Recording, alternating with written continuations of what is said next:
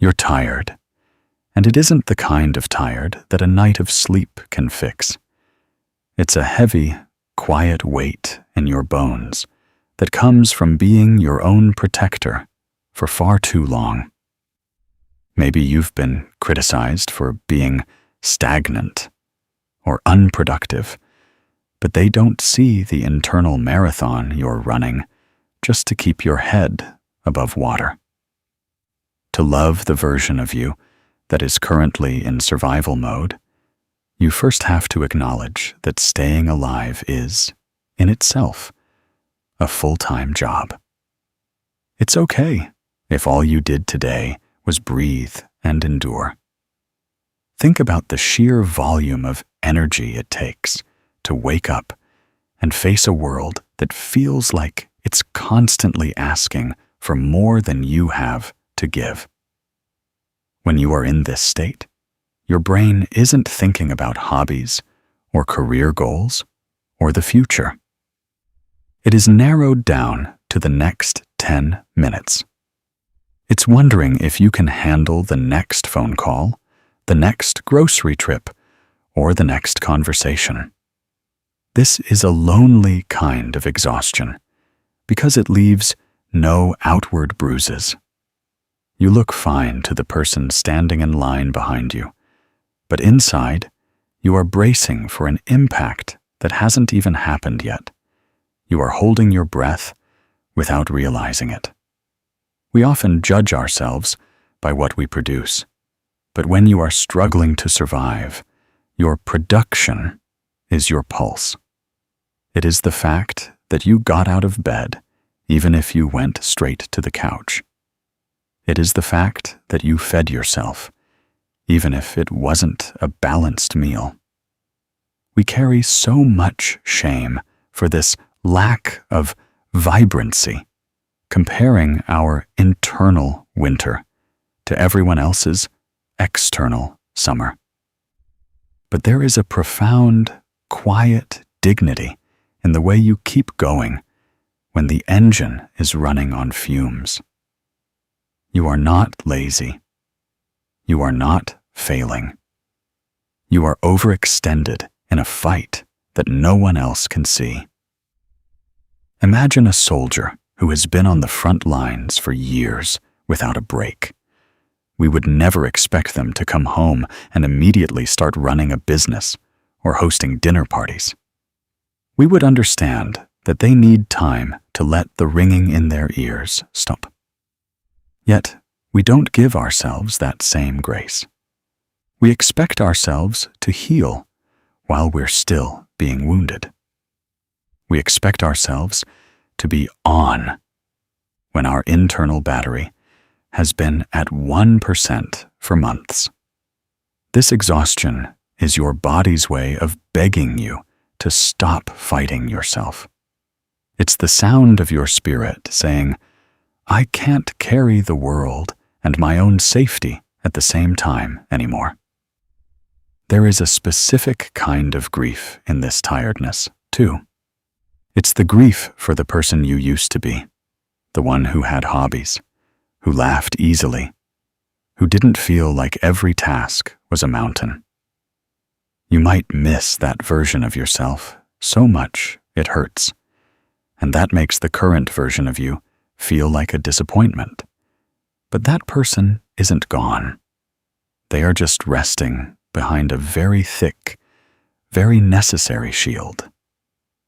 To love this tired version of you is to stop trying to force that old self back into the light before it's ready. It's about sitting in the dark with the version of you that is here right now and saying, I see how hard you're working just to exist. I see the effort it takes to just stay in this room. And that is enough for me. This unseen fight is fought in the small moments. The moment you decide not to spiral into self-hate because the house is messy. The moment you allow yourself to cry because the weight is too much. The moment you finally admit, I am not okay, and I don't have to be. Every time you offer yourself a shred of compassion instead of a lash of guilt, you win a small territory in that internal war. You are reclaiming your right to be weary. You are honoring the fact that your survival, while quiet, is a monumental achievement. You don't need to justify your tiredness to anyone, not even to yourself. The exhaustion is the proof of your strength, not your weakness. It is the evidence of how much you have endured and how much you have protected. Rest isn't something you earn after the fight is over. Rest is the only way you survive the fight while it's still happening. Survival often looks like a series of walls we didn't even realize we were building. It's the way you go quiet when things get tense, or the way you over-prepare for every possible mistake. These aren't bad habits, they are tools. At some point, these behaviors kept you safe when the world felt too loud or too unpredictable. We often get angry at our own defenses, wishing we could just be normal or open. But that armor was forged in a fire you didn't ask to walk through. Think about the parts of your personality that you find most frustrating. The way you might push people away when they get too close, or the way you obsess over small details to ensure nothing goes wrong. In the light of a normal day, these things feel like heavy, clunky weights that keep you from connecting with others. But you have to remember why you put them on in the first place. You didn't start out life with a shield in your hand. You picked it up because you realized, perhaps very early on, that being soft was dangerous. You learned that being seen was a risk, and that being quiet was a strategy. This armor was your first act of self-love. It was your younger self looking at a difficult situation and saying, I will find a way to make sure we aren't hurt like that again. When you look in the mirror and feel frustrated by your own guardedness, try to see the craftsmanship in that armor. See the way your hyper-vigilance was actually a brilliant way to navigate an environment where you never knew what version of a person you were going to get. See the way your perfectionism was a shield against criticism that felt like it would shatter you. We spend so much time trying to tear these walls down with hammers, wondering why we feel so exposed and panicked afterward.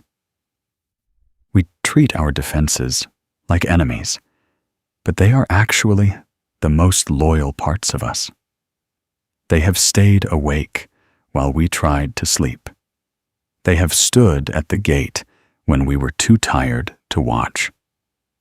Loving the version of you that is trying to survive means stopping the war against your own protection. It means sitting down with your anxiety or your distance and acknowledging its service. You might say to yourself, I know why you're making me go cold right now. I know you think someone is about to let us down, and you're trying to numb the pain before it hits. When you approach your armor with curiosity instead of contempt, something shifts. The metal doesn't feel quite so heavy. You begin to realize that you don't have to rip the armor off to be whole. You just have to let it know that the war is over, or at least that there is a safe place to set the shield down for a moment. The tragedy of survival is that the very things that saved our lives can eventually become the things that prevent us from living them. But you cannot shame a wall into becoming a window. You cannot hate yourself into being open. You have to be gentle with the parts of you that are still waiting for the next blow. Those parts of you are like guards who have been at their post for 20 years. They don't know how to do anything else. They don't know that the environment has changed. They don't know that you are stronger now than you were when the armor was made. Instead of being angry that you aren't vulnerable or spontaneous yet, try to appreciate the fierce loyalty of your survival self. That part of you loves you so much that it is willing to be the bad guy, the boring one, or the difficult one, just to keep you from feeling that specific old pain again. That isn't a flaw. It's a miracle of resilience. When you start to treat your armor with respect, it stops feeling like a prison and starts feeling like a choice. You can say, "Thank you for keeping me safe for all these years. I see you, and I'm grateful. But maybe, just for the next hour, we can loosen the straps. Maybe we can let a little bit of the light in." To love the survivor is to honor the armor, even as you slowly, breath by breath, learn how to live without it. We often feel like there are two people living inside us: the person we want to be, ambitious, light-hearted, and free, and the person we are right now, cautious, reactive, and weary. It feels like a conflict, but it's actually a cry for help. Carl Jung once noted, "The most terrifying thing is to accept oneself completely." This includes accepting the part of you that is currently terrified, the part that is hiding, and the part that doesn't have the energy to be the best version of yourself yet. This split creates a constant, quiet friction in everything you do. You might wake up with a list of things you want to achieve, a vision of a person who is organized and present, only to find that the survivor inside you has already hit the brakes. By noon, you're frustrated because you feel like you're fighting your own shadow. You judge the part of you that wants to stay in bed, or the part that gets defensive over a small comment, seeing it as an obstacle to the real you. But the truth is, both of these versions are real, and both of them are you. The version of you that is struggling isn't an intruder. It's the part of you that is holding all the memories of why you had to become so careful in the first place. Imagine trying to drive a car while one foot is slammed on the gas and the other is standing on the brake.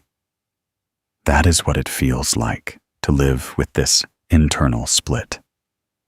The gas is your desire to grow, to heal, and to move forward into the light. The brake is the part of you that remembers every time you were hurt when you moved too fast. It's the part that fears that if you become too happy or too successful, you'll lose the edge that kept you safe. This isn't self-sabotage. It's a protective disagreement. Your survivor self thinks it's doing you a favor by keeping you small and hidden, because small and hidden things don't get targeted. We spend so much time trying to kill off the version of us that is broken or weak. We think that if we could just delete our anxiety, our past, or our hesitation, we would finally be the person we were meant to be.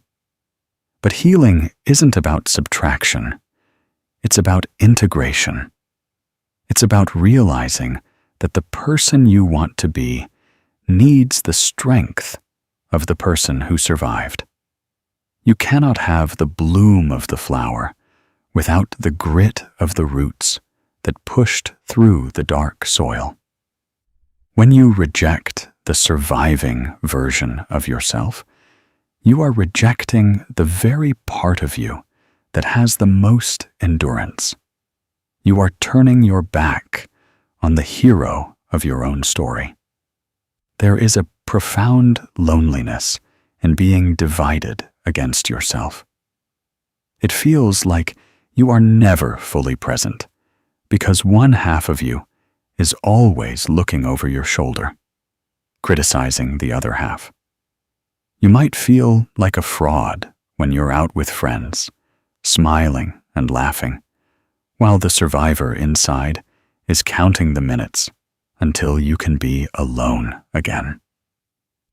To bridge this gap, you have to stop seeing the survivor as an enemy to be defeated. You have to start seeing them as a younger, exhausted version of yourself who is just trying to do a very hard job with limited resources. When you start to approach this split with compassion, the friction begins to soften. Instead of saying, "Why am I like this?" you can say, "I see that a part of me feels like it's still in danger." This acknowledgement is a form of love that the survivor has never felt before. It's the moment the two halves of you finally stop pulling in opposite directions and start looking at each other with recognition. You don't have to wait until you are fixed to be whole. Wholeness is simply the act of bringing all your pieces to the table, the bright ones and the weary ones, and saying, "All of you are welcome here. All of you belong to me." Loving the version of you that is just trying to survive means realizing that this version is the only reason the ideal version of you has a chance to exist at all. When you are just trying to survive, your body is constantly scanning for the next drop. You're waiting for the other shoe to fall, for the person to leave, or for the mistake to be discovered. This state of high alert is exhausting. You might find yourself forgetting small things, like where you put your keys or what you meant to say, and you judge yourself for it. But your brain isn't failing. It's just prioritizing. It's focusing all its resources on the perimeter, leaving very little for the mundane details of daily life. It's a heavy price to pay, living in a body that never feels like it can take its shoes off. You walk into a room, and without even thinking, you've noted every exit, every tone of voice that sounds slightly off, and every face that looks like it might be carrying a hidden storm. You call it being observant or being prepared. But the truth is, it's a tax on your soul. You are spending your life force on a war that isn't happening in the present. But your nervous system is convinced it's just around the corner. This is why you feel so drained after a simple lunch with friends or a routine day at work. You weren't just eating or working, you were standing guard. This hyper-vigilance robs you of the ability to be truly present. While everyone else is enjoying the music or the conversation, a part of you is miles away, analyzing the way someone looked at you, or rehearsing how you'll handle the worst-case scenario. You are physically there, but your heart is tucked away in a bunker, waiting for the all-clear signal that never seems to come. You might feel a sense of guilt for this, like you're missing out on your own life. But you have to understand that this was a survival necessity. You learned that if you didn't see the threat coming, no one would protect you. So you became the protector who never sleeps. The cost shows up in the way your shoulders are always up near your ears, or the way a sudden loud noise makes your heart hammer against your ribs like a trapped bird. It shows up in the way you can't seem to make a simple decision because your brain is busy calculating 50 different ways it could go wrong. We often mistake this for an anxious personality, but it's actually the fatigue of a long-term scout. You've been out in the wilderness for so long that the quiet of a safe home feels suspicious. You wonder why it's so still, and you wait for the wind to pick up again. To love this version of yourself is to realize that your forgetfulness or your distraction is actually a sign of how hard you are working to keep yourself safe. When you forget a name or lose your train of thought, instead of getting angry, try to think, my mind is busy protecting me right now. It doesn't have room for the small stuff because it's handling the big stuff. There is a deep, painful irony in hyper-vigilance. The more you try to control the environment to feel safe, the more tired and vulnerable you actually feel. The way back isn't through more control, but through a very slow, very patient softening.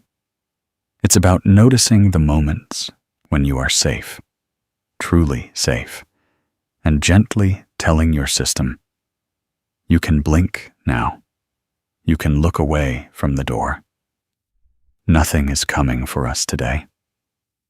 It's a slow process of retraining a heart that has been taught to fear the silence. You are allowed to be tired of watching. You are allowed to be exhausted from the weight of your own gaze. Loving the version of you that is hyper-vigilant means acknowledging that you've been a very good soldier, but also whispering the truth, that it's okay to finally, slowly come home from the front lines. People tell you to relax, but to the survival-oriented mind, relaxation feels like a trap. It feels like letting your guard down in the middle of a battlefield. If you find it hard to sit still, or if self-care feels like just another chore on your list, stop blaming your willpower. Your system is doing exactly what it was designed to do. It's staying ready. Loving this version of yourself means stopped asking, "What is wrong with me?" and starting to ask, "What is my body trying to protect me from?" Have you ever noticed that the moment you finally sit down on the couch, your mind starts racing with a list of things you haven't done? Or perhaps, in the quietest moments of your day, a sudden wave of dread washes over you for no reason at all. This isn't a flaw in your character. It's your body's alarm system. To a nervous system that has been conditioned by K or high stakes, stillness doesn't feel like peace. It feels like vulnerability. It feels like being a target that has stopped moving. When you were younger, or when life was harder, being relaxed might have meant you missed a warning sign. It might have meant you weren't ready for the shouting, the departure, or the disappointment. So, your body learned a very logical, albeit painful, lesson. Stay tense. Stay alive. This is why just taking a bath or going for a walk can sometimes feel like an interrogation. You are trying to force a body that is screaming danger to pretend that everything is fine. We judge ourselves for this restlessness, calling ourselves high-strung or anxious, but your body is actually being incredibly loyal to you. It is refusing to let you be blindsided again. It is holding on to that tension in your jaw and that tightness in your chest because it thinks those are the tools that will keep you from falling apart. It's like a dedicated bodyguard who refuses to take a break even when the room is empty, because they remember the time the room wasn't. Loving the version of you that can't relax means meeting that restlessness with a deep, shaky breath of understanding. Instead of fighting the urge to pace or the need to check your phone, try to acknowledge the effort. You can say to your body, "I see how hard you're working to keep us ready for the worst. I know you don't feel safe enough to let go yet." This shift from judgment to witness is the beginning of true relaxation. You aren't forcing the tension to leave. You are making the environment safe enough for the tension to eventually decide it can go on its own. We often think of relaxation as an activity, something we do. But for the survivor, relaxation is a result of felt safety. You can't perform safety. You have to experience it. If your body won't let you relax today, that's okay. It's okay if your rest is just lying still while your heart races. It's okay if self-care is simply acknowledging that you feel unsafe. You don't have to be good at being calm to be worthy of peace. There is a profound exhaustion that comes from never being able to fully land in your own life. It's like living out of a suitcase even when you're home. To love this version of yourself is to stop demanding that you calm down and instead offer yourself a soft place to be restless. It's about realizing that your body isn't your enemy. It's a survivor that hasn't been told the war is over yet. By being patient with your own tension, you are slowly building the bridge back to a version of you that can finally, one day, let out the breath you've been holding for years. You are allowed to take as much time as you need to feel safe. The quiet isn't a threat anymore, but it's okay if your body still needs a little more proof. The parts of us we try to hide, our irritability, our need for control, our withdrawal, are often the very parts that saved us. In Jungian thought, these are often cast into the shadow because they aren't polite or productive. Jung suggested, "I would rather be whole than good." Being whole means looking at your survival tactics and saying, "I see you. I know why you're here. You don't have to be good or pleasant to be worthy of my care." We spend so much of our lives apologizing for the difficult versions of ourselves. We apologize for being too sensitive, for being too loud, or for shutting down when things get heavy. We treat these reactions like stains on our character, things we need to scrub away before we can be loved. But if you look closely at your shadow, those traits you're most ashamed of, you'll find they are actually the scars of your resilience. Your need for control wasn't born out of a desire to be bossy. It was born in a time when everything around you was falling apart, and you were the only one trying to hold the pieces together. Your irritability isn't bad temper.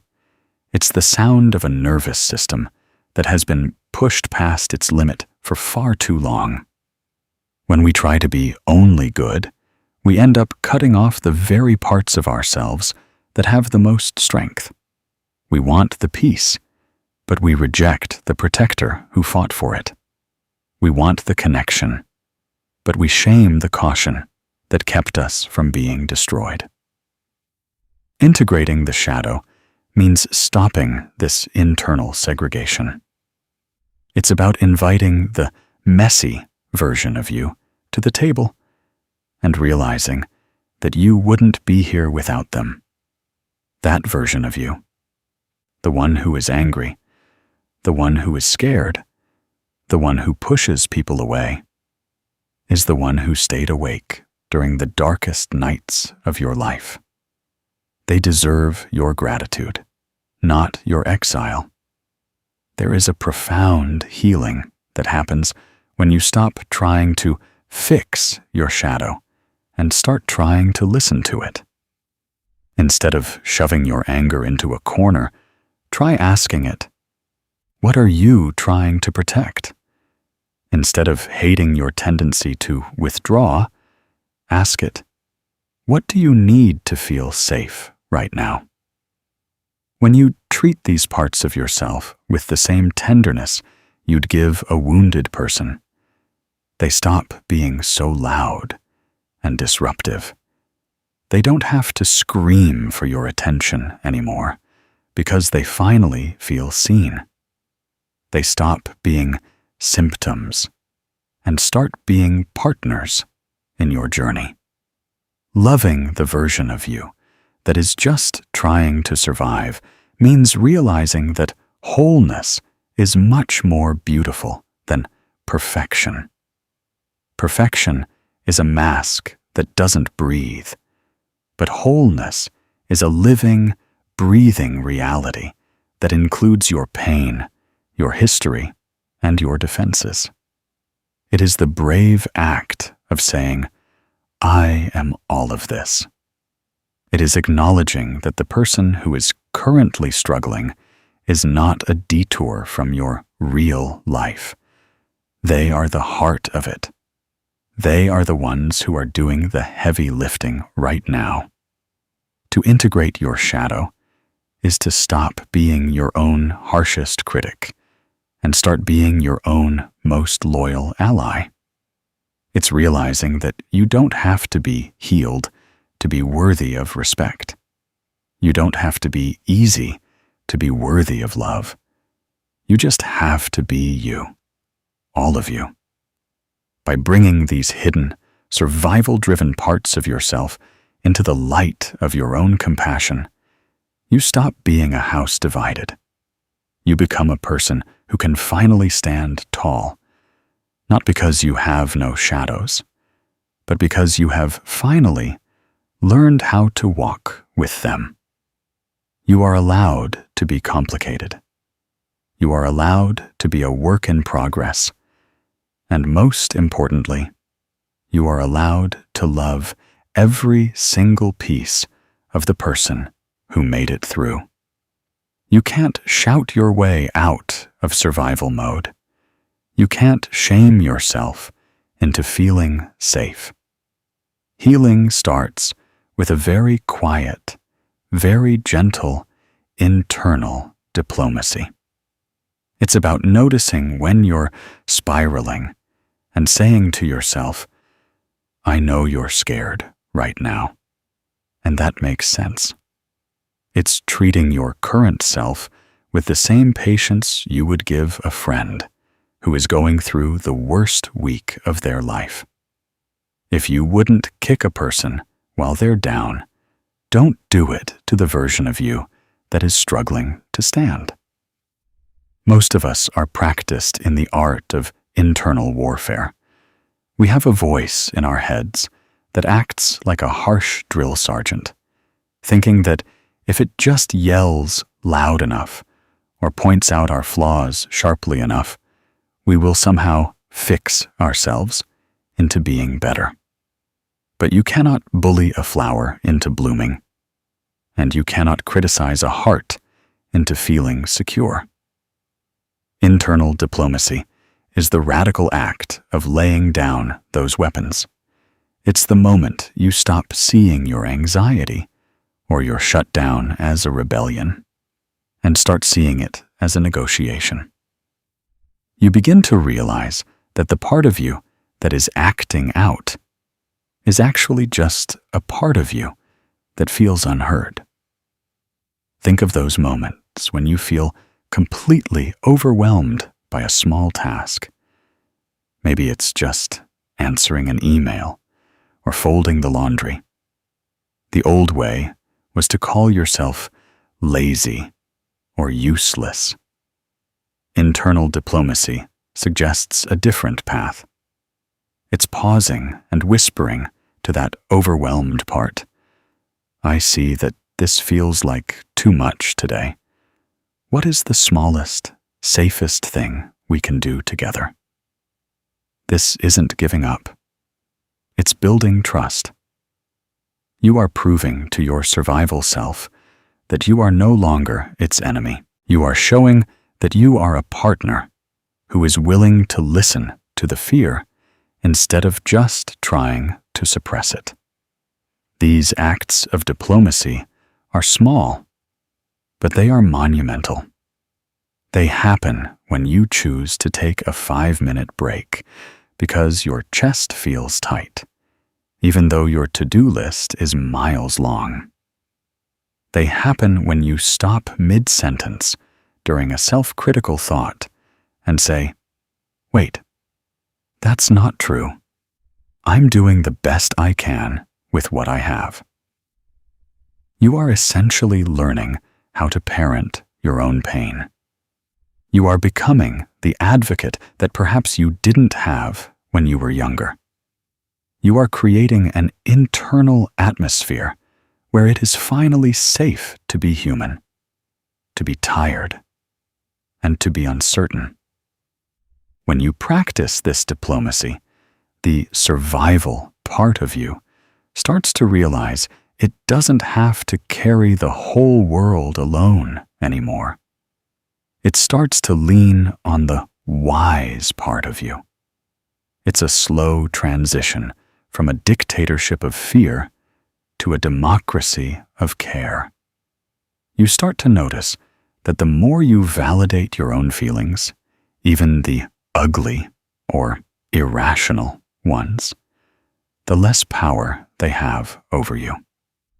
They don't have to scream for your attention when they know a whisper will be heard. You are teaching your nervous system that the person in charge now is kind, and that makes it much easier for the armor to eventually come off. To love the version of you that is just trying to survive is to become its greatest ally. It is the commitment to never leave yourself behind, no matter how messy the process gets. You are essentially saying to yourself, "We are in this together. I won't ignore you, and I won't punish you for being hurt." This internal kindness is the only soil in which real, lasting change can grow. It doesn't happen with a grand gesture. It happens in 1,000 tiny moments of choosing to be gentle when you could have been hard. It's the quiet victory of choosing peace over perfection, one conversation with yourself at a time. We've been taught that progress is a straight line upward. More money, more smiles, more social events. But when you're in the thick of healing, progress is often invisible. Progress is the time you didn't apologize for having a boundary. Progress is the moment you realized you were overwhelmed and decided to sit down instead of pushing through. These aren't small wins. They are the foundation of a new life. They are the moments you choose yourself over the expectations of others. In a world that celebrates the after photo, we forget that the most important work happens in the messy, quiet during. When you are just trying to survive, progress doesn't look like a mountain peak. It looks like a valley where you've finally stopped running. It's the morning you woke up and didn't immediately reach for a list of ways to fix yourself. We are so conditioned to look for external markers of success that we walk right past the internal miracles. If you stayed today, if you stayed present, stayed kind to yourself, or simply stayed alive, that is a massive, heroic leap forward. Think about the way we measure a successful day.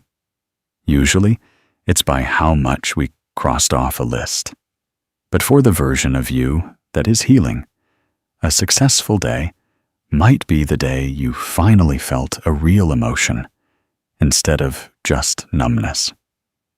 It might be the day you noticed you were being self-critical and you actually stopped yourself.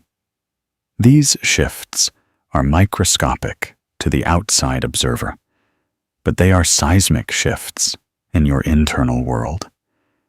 You are literally rewiring the way you relate to your own soul. You are moving from a life of performance to a life of presence. This isn't a setback just because it's slow. A glacier moves slowly too, and it changes the entire landscape as it goes. We often feel like we're falling behind because we see others moving on or getting over it. But healing isn't a race, and survival isn't a competition. Your timeline is the only one that matters. Progress is often the ability to stay in the discomfort without trying to distract yourself from it. It's the courage to say, I'm not okay right now, and that's okay. When you stop trying to rush your own seasons, you start to see the beauty in the winter. You realize that the trees aren't failing because they don't have leaves in January. They are doing the deep, internal work of preparing for the next burst of life. You are doing the same. To love the version of you that is just trying to survive is to give yourself credit for the invisible battles.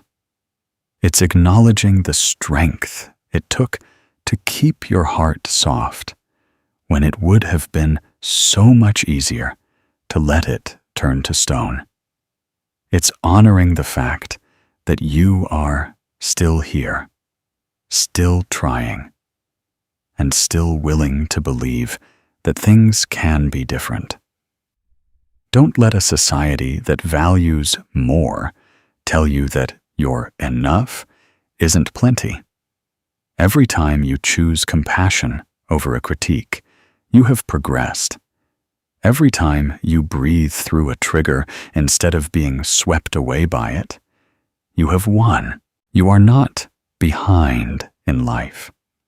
You are exactly where you need to be to learn the lessons that your survival is trying to teach you. Redefining progress means looking at your weary, surviving self and saying, you are doing a beautiful job. It's realizing that the most productive thing you can do is to be on your own side. This new definition of progress doesn't require you to be louder, faster, or better. It only asks you to be more honest and more gentle. When you finally accept that surviving is a form of thriving, the weight of not being enough starts to lift. You are moving forward, even in the stillness. Especially in the stillness, there is a specific kind of wisdom that only comes from the struggle to survive. You develop a deep empathy for others who are hurting, an ability to see through the shallow masks people wear, and a resilience that is quiet but unbreakable. As Jung beautifully articulated, through pride, we are ever deceiving ourselves. But deep down below the surface of the average conscience, a still, small voice says to us, something is out of tune. Listening to that voice, the one that knows you are out of tune because you are under too much pressure, is the highest form of self-love. We often look at our past pain or our current struggles as nothing more than a series of mistakes or unfortunate events. We see our wounds as things that make us less than whole. But there is a hidden intelligence in what you've been through. Because you have known what it feels like to be at your limit, you possess a compass that others might not have. You can walk into a room and sense the unspoken tension.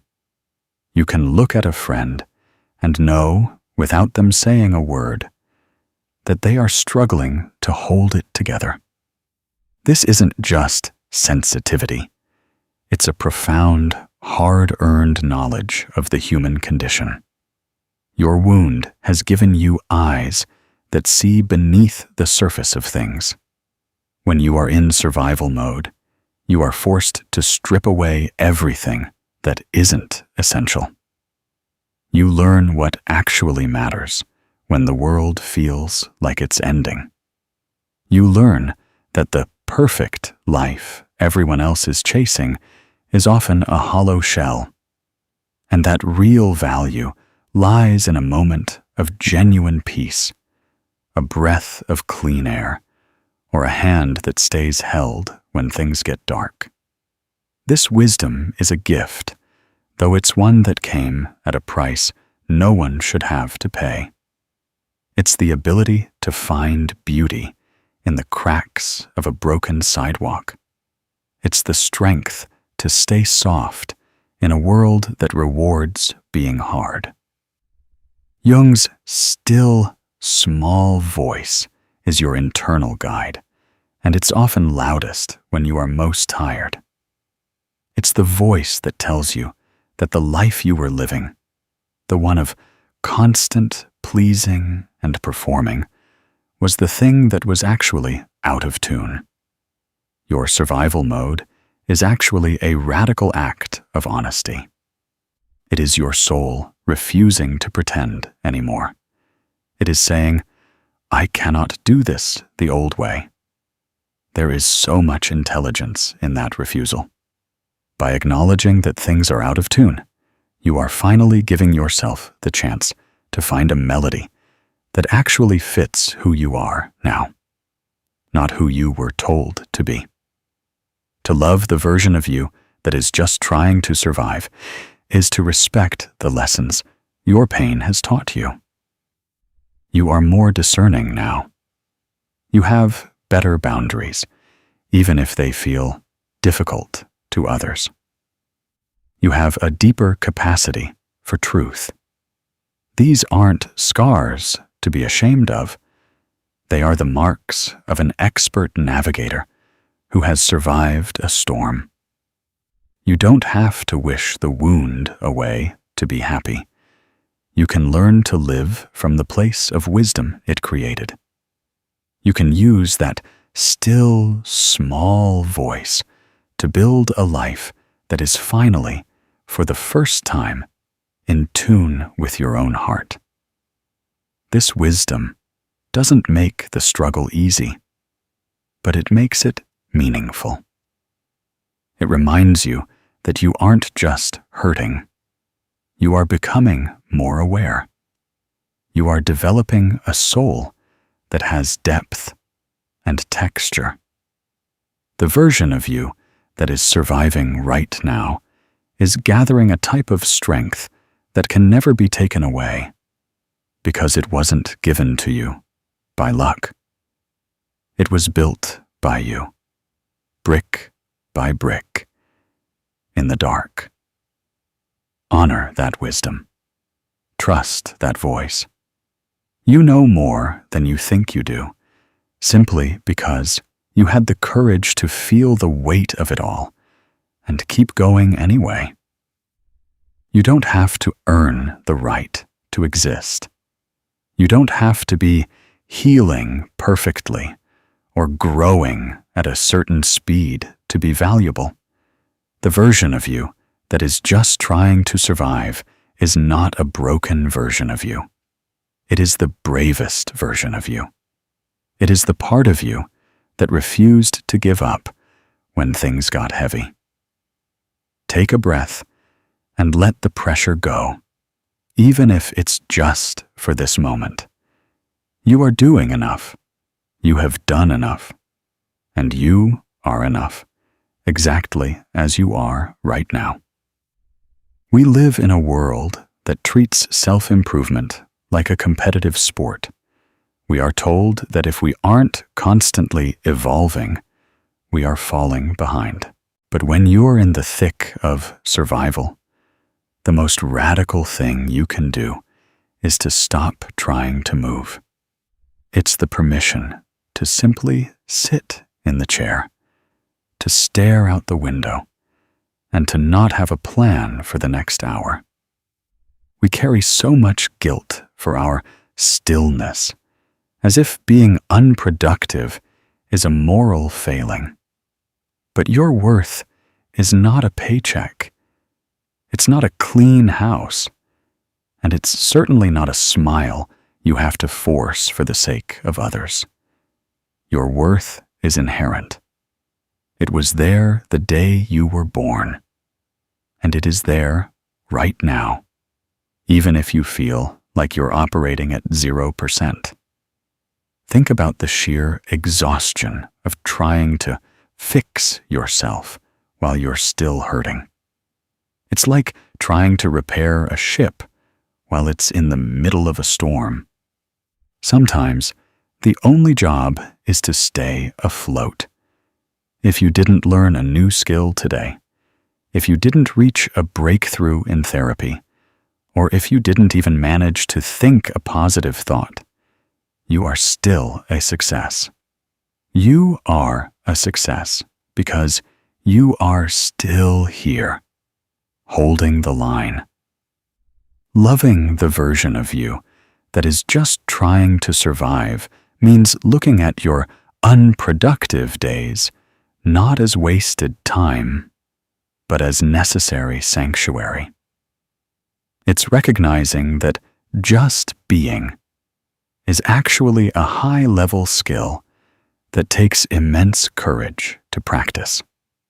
When we stop demanding that we be better, we finally give our nervous system the signal that it's safe to come down. The pressure to heal can actually become its own kind of trauma. By giving yourself permission to just be, you are breaking the cycle of internal demands. You are saying to your weary heart, I don't need anything from you today. I don't need you to be inspiring or strong or even okay. I just want you to be. This is the ultimate act of internal kindness.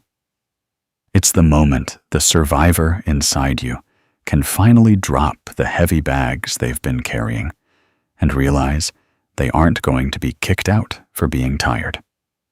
There is a quiet, beautiful peace that comes when you stop negotiating with your own value.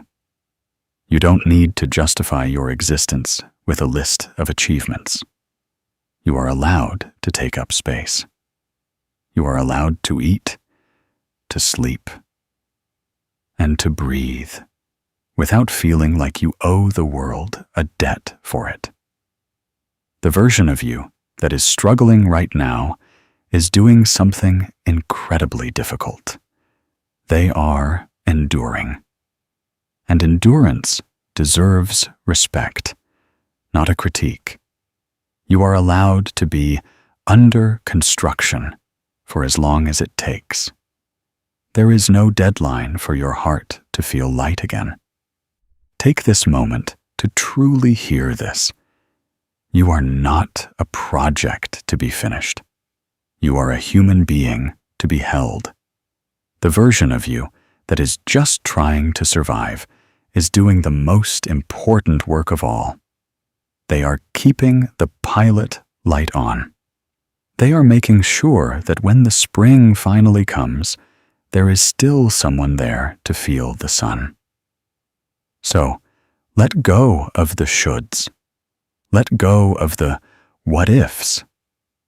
Just for right now, let yourself be exactly who you are, tired, messy, surviving, and completely, unconditionally worthy of love. You have done enough. You are enough.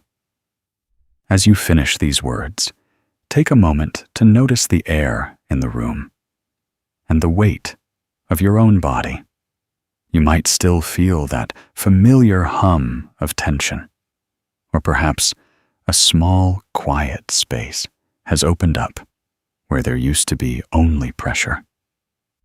Loving the version of you that is just trying to survive isn't a destination you reach. It's a conversation you choose to keep having.